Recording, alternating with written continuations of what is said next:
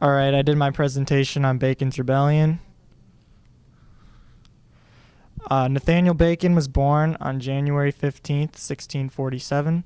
He was a colonist from the Virginia colony, and he led the famous Bacon's Rebellion. He was born and educated in England, and he's also he's related to Governor Sir William Berkeley and his wife Frances. And Nathaniel Bacon died on October 26, 1676. The cause of the rebellion: there was an exceptionally large growth of the Chesapeake population. In 1644, a surprise attack by the Indians caused a mass of brutal deaths of colonists, led by Chief Apichanacano. Colonists fought back, and within 2 years, they gained the upper hand over the Indians. And after all of the fighting, a treaty was set out referring to the Indians, and it relinquished all claims to land already settled by the English.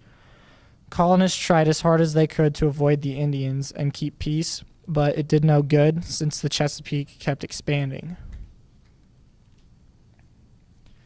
Fighting between the Indians and the colonists were reoccurring over time. The government stepped in to stop the fighting and to make peace. Governor William Berkeley decided to allow Indians to remain on the land, which outraged the colonists, which caused them to rebel. Nathaniel Bacon was the leader of this rebellion. After hearing news of Bacon and his plans, Berkeley labeled Bacon a rebel and threatened him for treason. Governor Berkeley called for new elections of burgesses who would endorse his get tough policy, but they backfired. And almost all old burgesses were voted out of office, and they were replaced by local leaders, including Nathaniel Bacon. Legislature was now in the hands of minor grandees. In June of 1676, Bacon's laws took into effect. And the Bacon laws gave local settlers a voice in setting tax levies.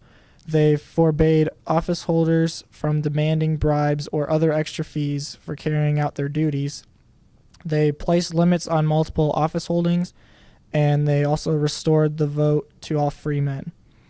William Berkeley authorized Bacon's campaign of Indian warfare, but elite planters soon realized that Bacon and his men were a greater threat than the Indians. Bacon declared war on Berkeley once he found out that Berkeley labeled him a traitor again. Bacon fought the Indians, he sacked the grandees' plantations, and he attacked Jamestown.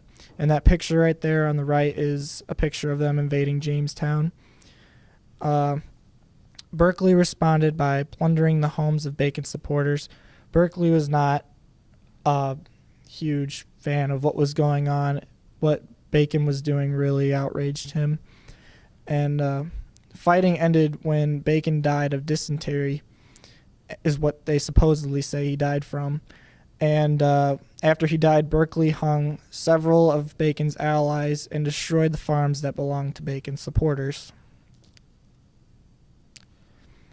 And after all the fighting and everything that happened, the rebellion actually did nothing that really Nathaniel wanted to accomplish. The rebellion did nothing to dislodge grandees from positions of power.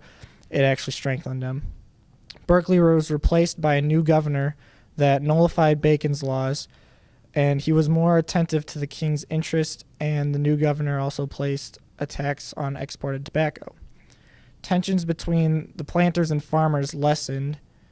It was stated by a ruling elite that it was safer for the colonists to fight the Indians than to fight each other. Overall, Nathaniel Bacon didn't live up to what he wished to do, and all of this fighting actually benefited towards the opposite side. And that's it.